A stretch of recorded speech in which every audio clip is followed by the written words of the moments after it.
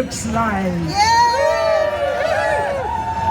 And we're so glad that XR has connected the issue of migrant justice with climate justice. It's been a long time coming and we're here together. My name is Chrissy. I'm with Global Women Against Deportations, which is a coalition based at Crossroads Women's Centre, and it includes a number of anti-deportation, anti-detention groups that have been organising since the mid-70s. Yes, because we have the right to be here, and I think you're going to hear that from a number of different groups here. I'm here co-hosting with my sister from Action Against Detention and Deportation, so we're both going to give you a little bit of a history about ourselves, but we wanted to take this opportunity for some groups to speak, and we do have some speakers who've been nominated, and if you'd like to make your way here, because I don't know what you look like, what you are at this moment in time, so that would be great. And I'm hoping that everybody's got a pink boat. You all got pink boats? You know what, it would be fantastic if we could have a photo opportunity. Everybody put their pink boats in the air, and everybody else with a camera, picture it. Because we are going to send these boats to these politicians. I'm hoping you've chosen selectively about who you want to target, because they sure as hell know they want to target us. So let's get back. Okay, and we're really glad for all the support from XR, because without them we wouldn't even have the pink boats. 20,000 were produced and have been distributed across the 3 days so far. And having personally given some out, they have been snapped up. People have been like, yes, this is what we want. Yeah, right. And plus the added bonus of making something from origami, that really struck the kids yesterday when they were hanging about for the hour before the march moved. So, great stuff, thanks to them. And one other thing I wanted to say was I'm glad it was organised during the marathon. Because many of you will know that Mo Farah recently came out as having been trafficked to this country. Yeah. And that there are many sports people, there are many people of colour, there are many migrant people that have kept this country going through COVID. Remember, they were all clapped? Yes, and the nurses and everything else. But did they get a pay rise? Did they? No. The junior doctors? It would cost $1 billion to settle that dispute. And they wasted, this government, $37.5 billion on PPE, which they then burnt up, polluting us all. So we know it's a political choice, and we know where their priorities lie, and our job as this massive movement is to move them, either out of the way, or to where we want to go with the changes we want to make. So great, thank you all for being here. We can challenge this racism, this sexism, this misogyny, in whatever damn authority they've got trying to put us down, whether we're protesters or not. You know, whether we're just minding our business, whether we're victims of rape, or whether we're people of colour being stopped and searched on the streets. These are all our struggles, and what's very clear is there's a lot of people who are on our side, and there's more of us than them. So I'm going to hand you over to Hope to say something. Thanks, Chrissy. I hope you can all hear me. So we're from Action Against Detention and Deportations Coalition, and here today with all of you fighting for climate justice, because we know that climate justice is migrant justice. Yes. And when we say this, we're not just talking in abstract terms. We say no borders. We fight for no borders because the same borders that are used to trap people in oppressive social conditions, in unequal economic, global inequalities that are perpetuated by people who work in these offices, people who work in Parliament. When we talk about no borders because of climate justice, we also want no borders because border violence is harming our brothers, our sisters, our non-binary siblings. Border violence is at the heart of climate justice.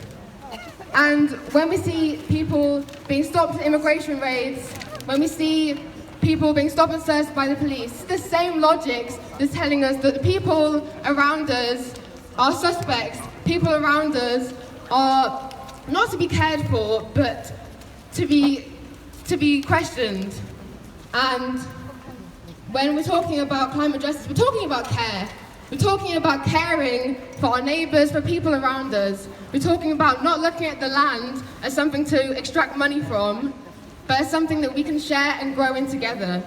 So that's what we're here to fight for.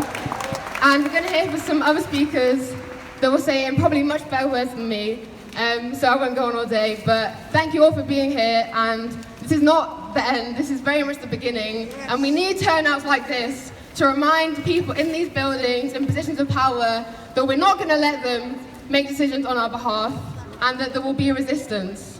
Yes. Thank you, Ho. Thank you very much.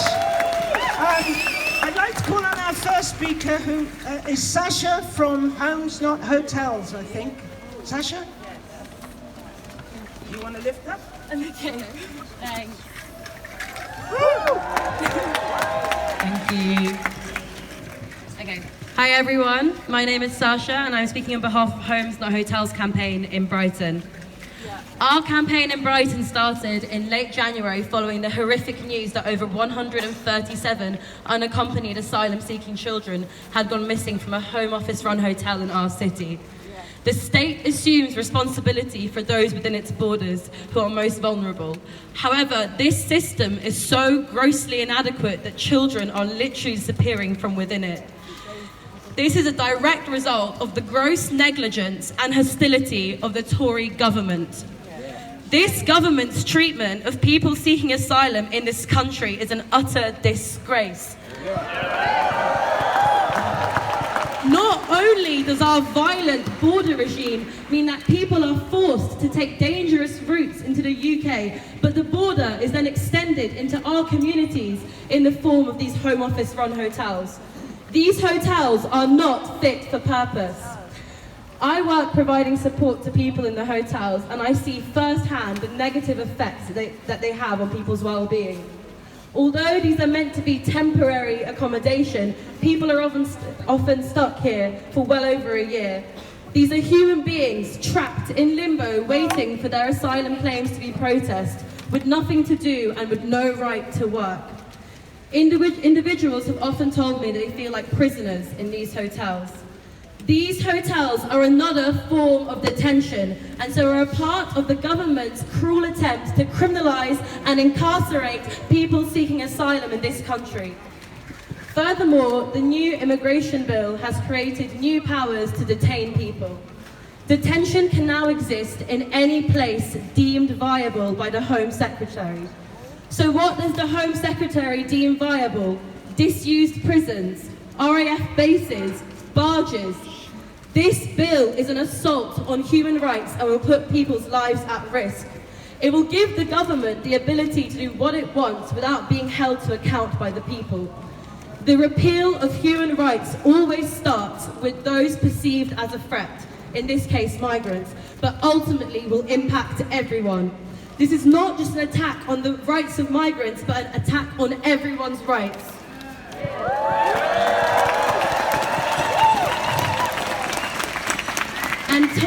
And time again, the government will blame the most vulnerable in our communities for injustices caused by the rich and powerful in order to detract from their own failings. We must oppose the government's perpetual scapegoating of asylum seekers and other marginalised groups, especially as it intensifies in the lead up to the elections. We need to continue to challenge the hostile environment and keep holding our government to account. This starts in our communities by calling for homes not hotels and challenging unsuitable accommodation, by creating community spaces where everyone is welcome, by opposing the anti-refugee bill, by calling for safe passage, and by setting up anti-raid groups in your local areas.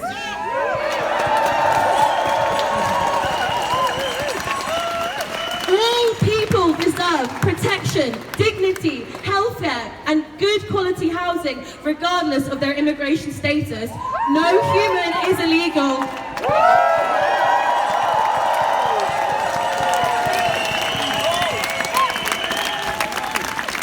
Thank you so much for having us in the words that I think we can all agree with. Next, we have a speaker from the All African Women's Group. So we all give a round of applause.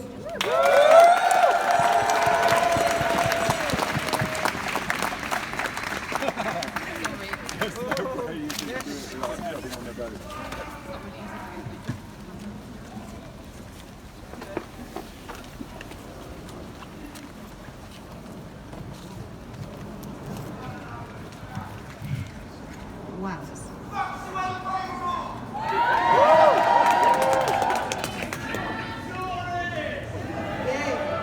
Okay, a good afternoon to you all.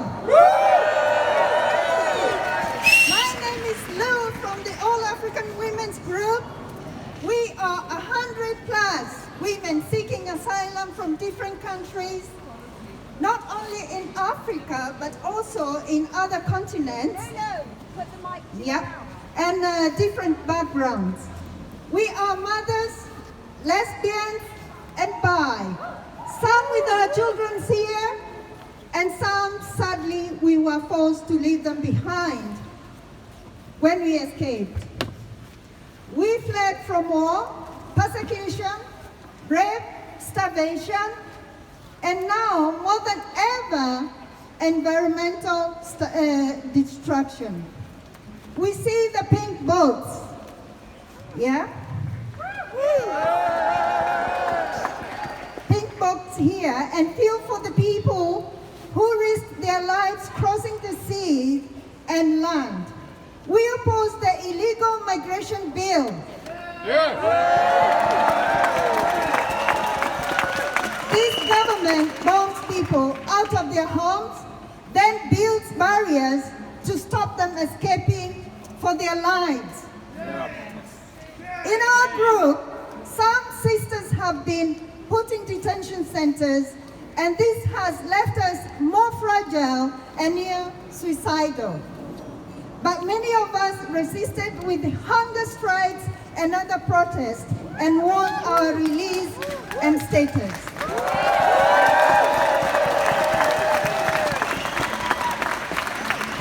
We are often treated like we have no rights to be here, but we do because the wealth of our countries has been stolen for centuries. Yes!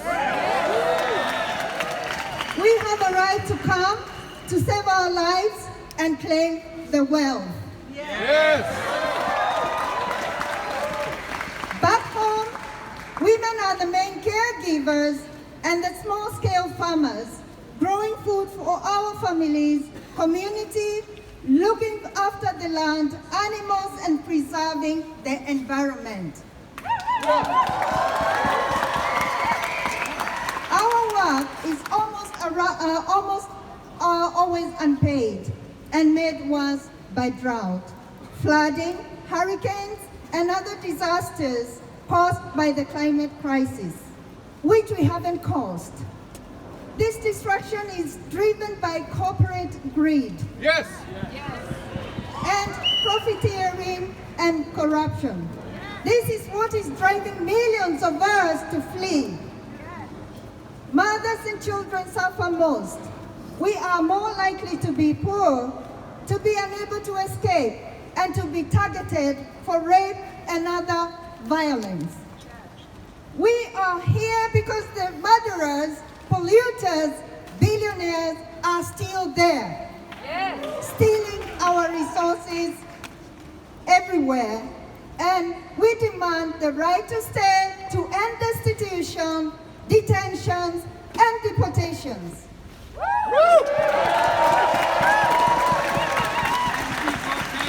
Stop the illegal migration bill and the Rwanda Plan. Thank you. That was fantastic. That's what we need to hear. Yeah! We all need to hear firsthand what it's about, and we also need to know that when they've done what they've done come to asylum seekers, they're coming for us. We're next in line. None of us is safe if one of us isn't safe. And I have to say, following from what Lou said, that it's women of colour in particular who are at the heart of these global justice movements. As she said, doing the unwaged work in the face of the ruthless wars, of poverty, sexism, and misogyny. And we are the ones that protect our children and our loved ones from everything that they have in mind for us, just as we do here when we arrive here, and just as we do as mothers and grannies and sisters and aunts everywhere. So just remember, we all come from a mother, and I want us to remember how much our mothers do for us and make sure that we fight on for those that are not with us. And today, I want to also remember one of our sisters who is not with us, who was a fantastic fighter in Thailand, who really helped to build a movement out there of sex workers fighting for their rights. And sometimes we lose some of our most precious people, but the way we deal with that is to carry on fighting for them, to do everything that they want us to do. So let us beware of the ones that we've lost, as Lou said, those who crossed the sea, but all of our loved ones, and that we fight on for everything that we know they want us to do. I'm looking for a speaker from JCWI. We had somebody down. Is anybody here? No? Okay. We've just been given a note. There's a young man from Algeria who's recently come over on a boat. And we'd love to hear him speak, if that's okay with everybody. Is he here? Would you like to step forward? Thank you, brother.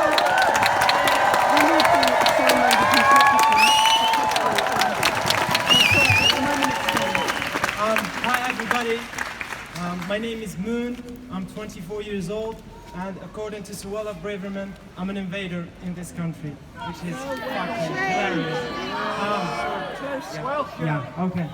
I'm not a military strategist, but if I look at the shore and I see a boat arriving with babies, 2-week-old, and with women, pregnant, and with paralyzed people on a boat, the first idea that comes to my mind would not be, these are invaders. The first idea that comes to my mind would be, let's give these people shelter. Let's give these people protection.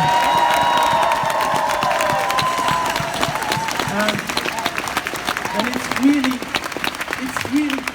it's astonishing listening to this government lies about this problem when they say that the French police are helping us. I was tear gassed by the French police. I was assaulted by French police. And hopefully, because I speak French, I was able to talk them out of it.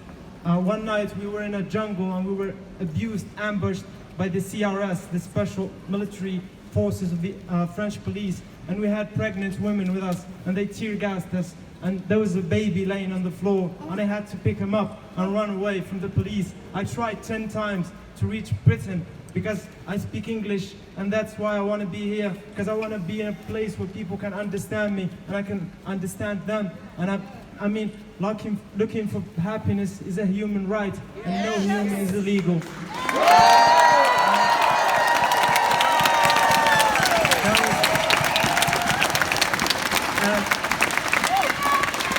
We love you, and I love you too.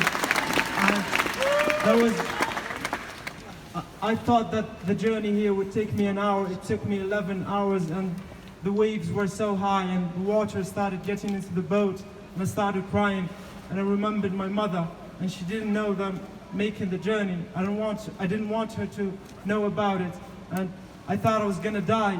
And there was a person next to me. I didn't know him. He's a stranger, and I was holding his hand for 2 hours, and I could feel him, and he could feel me. And in that moment, I knew that all humans are basically one soul shared into billions.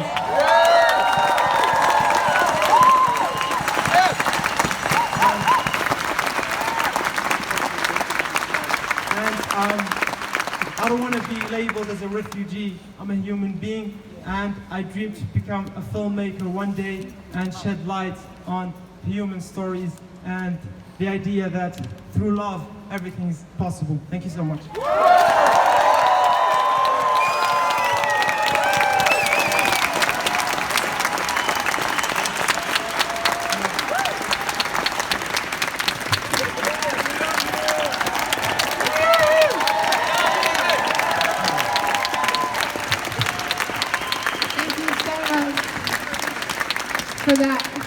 For sharing your personal experience with us. And I think you said it so beautifully when you said that everyone deserves happiness, right? That searching for happiness should be a human right. And we're told so many times that you have to fit certain criteria to be a refugee, that you have to have come the right way, that you have to have come from certain conditions. Everyone should be able to move freely for whatever reason they want. We are all citizens of the same earth, and it's only the border regime that tells us that certain people can travel freely. Because honestly, if you have a British passport, for example, you can move the earth pretty freely. We don't really see borders in the same way with people with different passports. And if you want to move for whatever reason, we should all be free to do so, because happiness, as Moon said so beautifully, is a human right, and we should all be able to search for that. Yes.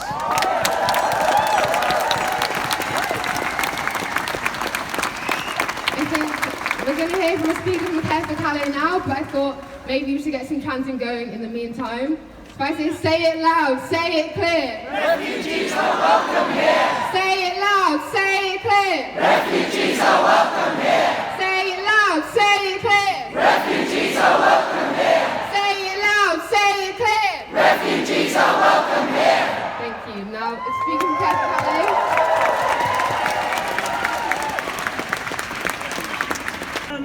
We do have a speaker from one of the other groups that's involved in Global Women Against Deportations, which is Women of Colour in the Global Women's Strike.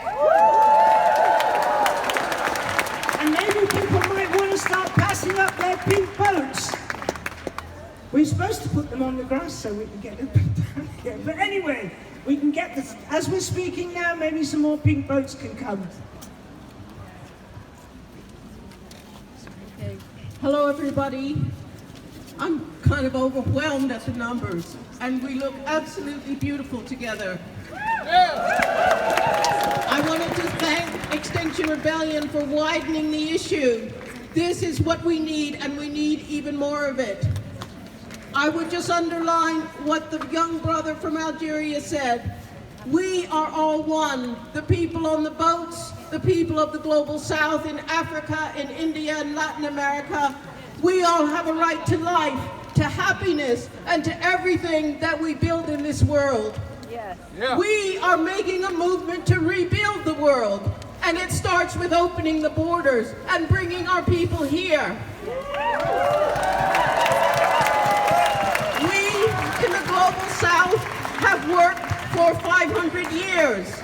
The wealth in Britain is ours. Yes. And also, that it belongs to white working class people who have also worked.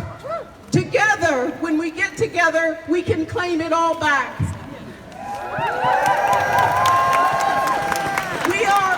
We're campaigning for a guaranteed care income for everybody in the world, every gender, every class that does caring work for people in the planet.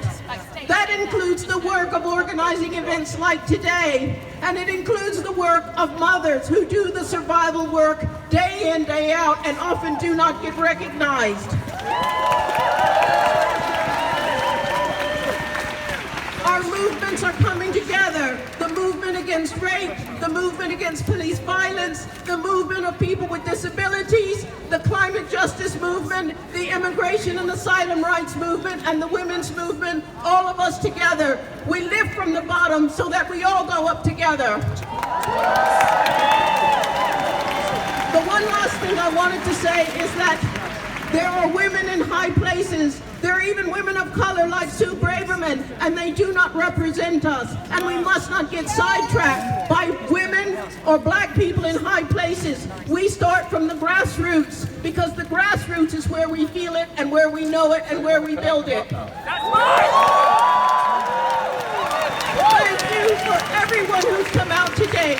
Each one of us represents thousands, hundreds of thousands of people everywhere in the world. And when we look around, we know together we can do it, we can build it, we can claim it, and make a caring society for all of us everywhere in the world. Thank you again. Let's stay together like this.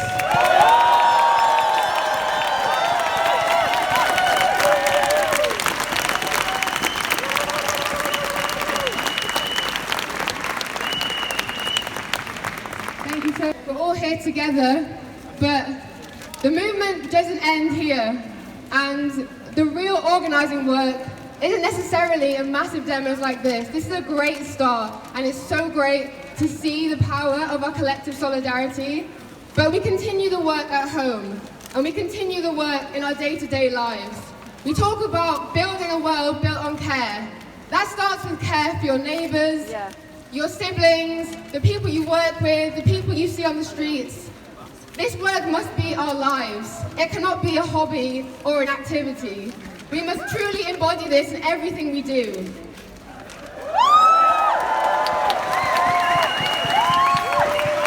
And so often, this labour falls on women, people of colour, and the people who are at the forefront of these crises, of these struggles, of this violence. We cannot let people continue to die on the front lines because the people who live in safety think it's okay for them to do nothing. This is amazing, but it's not enough. We must continue this. And I hope everyone here today is here to make a commitment or continue their commitment to embodying the struggle in every part of their lives.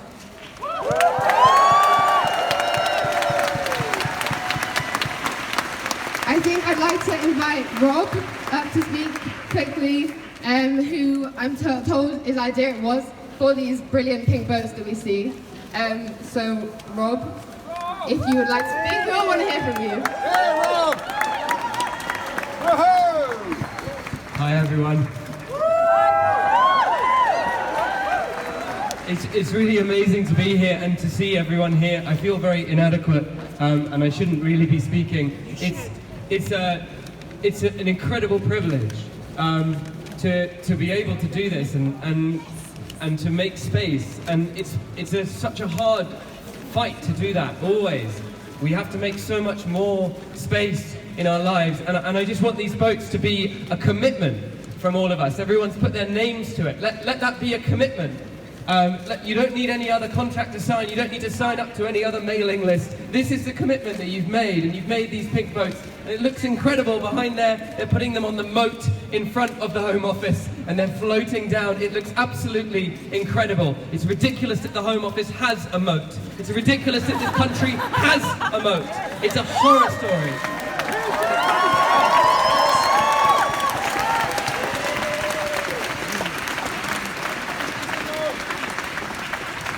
And I just want to repeat, everyone has said it so much more beautifully. This is just the beginning of something.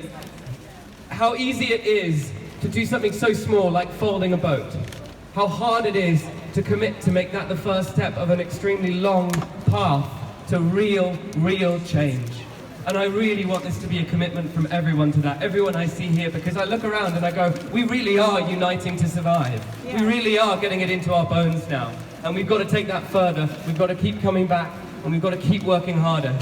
So thank you so much, and thank you to everyone else who organised this. It's always a team effort, and just an amazing work has gone into this. Thank you. Thank you. Thank you very much, Rob. I'm just going to tell you what to do with the boats. Oh yes. Now these boats are going places, I tell you.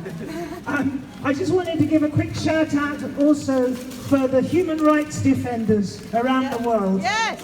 Many of whom, are paying the price with their lives for defending their communities, for defending the land, for trying to get rid of the polluters, and to have them come and slaughter people.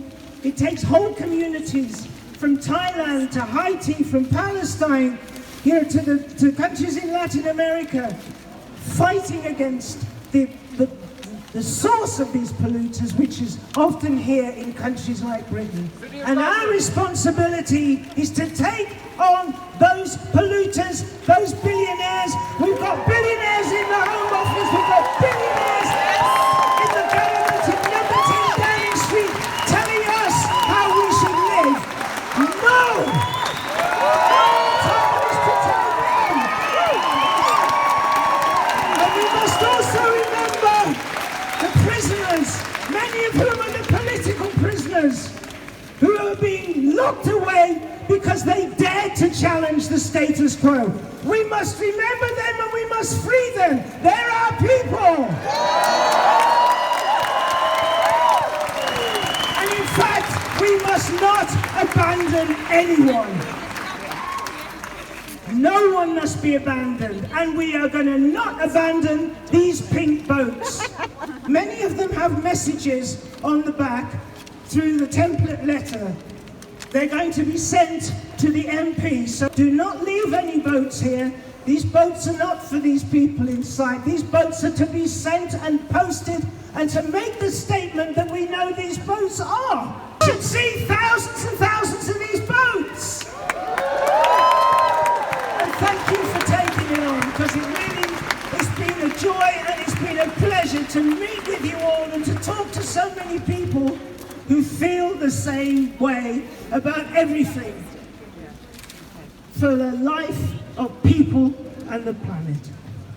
Thank you. So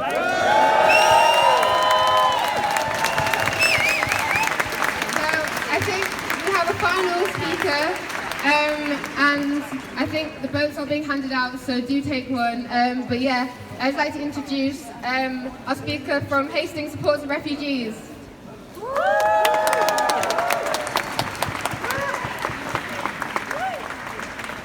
Thank you so much. Hi everyone, it's brilliant to be here with so many amazing people. I live in Hastings on the south coast, and about a year and a half ago, a friend and colleague of mine and her daughter were walking along the beach, just out for a Sunday stroll, and she saw a bit of a kerfuffle and a group of people crowded on the beach. And as she got closer, she realised that there was a small boat had come over the sea and onto our beach, which doesn't happen that often. And if they've come to Hastings, it means they're really off course. These people have been at sea for something like 36 hours. Yeah. And people were milling around and no one knew what to do. And it spurned a group of us to set up a beach response team. So if ever anyone lands on our beach or comes in at our lifeboat centre, there is a group of people with boxes in their cars, with dry clothes, yes, with food, with hot drinks, but most of all with a smile and a welcome. And that's really what I wanted to say.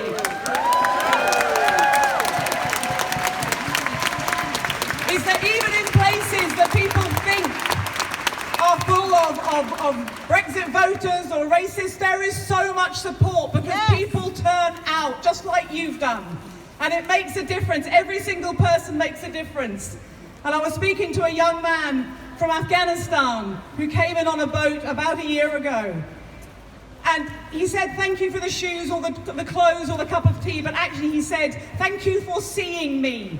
Thank you for looking at me and telling me that you were glad that I had made it safely here. And I think that every single time we connect with a human being, it makes such a difference. So turn out, keep on turning out. There is so much support, even in places that you don't expect it. Yes. So we need to keep this going. In Hastings, we've now got one of these so-called accommodation centres in an ex-military base that was then turned into a prison. Sure. And now it's going to be turned into a place to house hugely vulnerable people whose only crime was trying to seek happiness, as that wonderful young man said, and trying to flee from horrendous situations. So we will turn out there and we will stand outside the gates of that camp every single day. Yes. And as long as it takes, if it goes ahead. So please keep on turning out because it makes such a difference. Thank you very much. Thank you very much, Sissy. You've heard here how many groups and organisations are doing this this work. You've heard the names of them. Please try and memorize them and stay in touch, because that's one way that we can do this together. Because this has brought everybody from across the country here, and that is fantastic. Say it loud, say it clear. Refugees are welcome here.